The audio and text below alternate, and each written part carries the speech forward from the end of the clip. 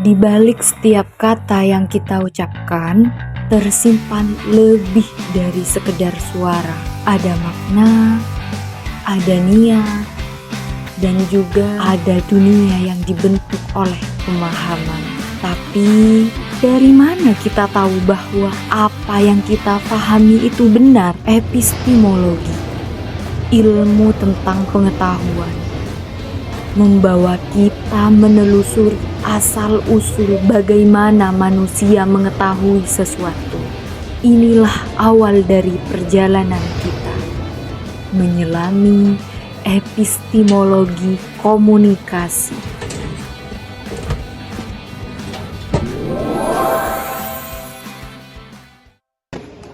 Udah selesai nih tugas kuliah capek.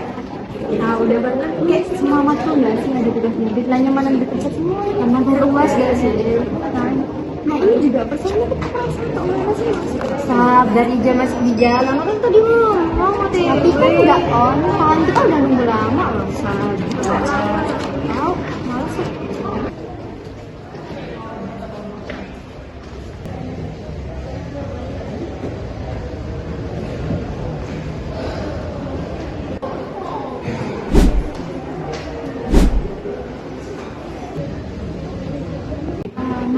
Dari mana sih?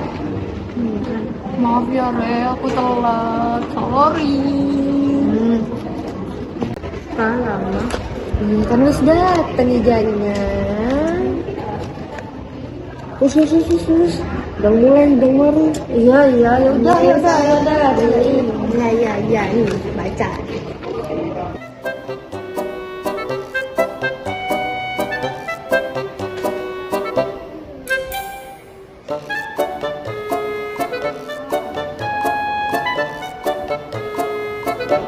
Pemahamanku ya Rek, epistemologi itu membahas bagaimana pengetahuan tentang komunikasi diperoleh, divalidasi, dan diterapkan dalam berbagai konteks sosial. Nah, epistemologi itu sendiri merujuk pada cabang filsafat yang berfokus pada asal-usul, batasan, dan validitas yang pengetahuan. Nah, dalam studi komunikasi, epistemologi itu menjadi landasan dalam memahami bagaimana manusia memperoleh pemahaman tentang berbagai fenomena komunikasi yang terjadi di lingkungan sosial. Tak belas. Makanya ayo musyawarah aja. Gini deh, kita cari jalan keluarnya deh. Nah, aku udah gak tahu jalan keluarnya bareng lagi.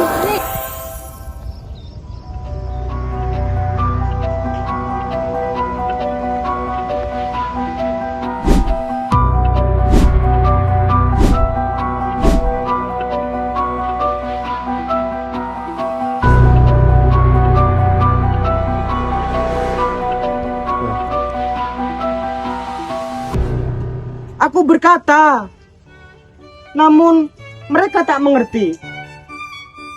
Apakah suara tak lagi punya cahaya? Apakah mata terkubur di balik lidah? Lihatlah, rasakan, dan buktikan. Pengetahuan lahir dari indera. Jika kau tak merasakan, bagaimana kau akan tahu? Mata lebih jujur dari kita. Tapi apa yang kulihat bisa menipu, bukan? Maka uji, ulangi. Kebenaran adalah yang paling konsisten saat diuji di dunia. Pengalaman itu lemah. Akalmu itulah cahayamu. Satu premis dan satu dedukasi akan membawamu kepada cahaya yang abadi. Tapi kadang logika berdebat dengan kenyataan. Maka ubahlah realitamu, bukan akalmu. Kalian mencari makna, tapi kata tak pernah berdiri sendiri. Air bisa berarti ancaman, bisa pula berarti hidup. Tergantung siapa yang mengatakan, di mana, dan kapan. Jadi, tak ada kebenaran yang utuh. Yang ada hanyalah kesepakatan, dan kalian harus belajar menerima dunia. Tapi aku yang benar. Aku yang benar. Tanpa bukti, kalian berhalusinasi. Tanpa logika, kau tersesat. Tanpa makna sosial, kau hanya berbicara pada tembok. Cukup! Apakah semua ini hanya jalan buntu? Kalian semua benar. Dan kalian semua belum utuh. Pengetahuan tidak lahir dari satu jalan, tapi dari pertemuan antara rasa, akal, dan juga makna. Jadi, komunikasi bukan hanya menyampaikan, Tapi memahami bagaimana orang lain menanggung.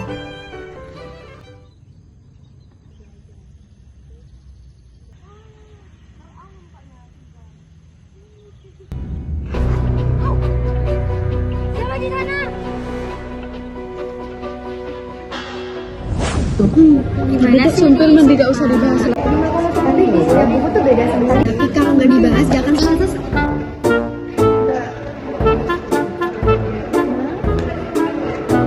Kenapa sih, Ja? Kamu habis mimpi mak lampir, makanya sampai kayak gitu. Makanya ngakak banget, sumpah yang lain Kita ini bingung, kita ini bingung. Kamu malah tidur. Ngerti kau, ngerti? Jadi gini, Rek, aku tidur bukan sembarang tidur. Aslinya aku tuh paham. Tapi ya, nunggu kalian selesai debat aja.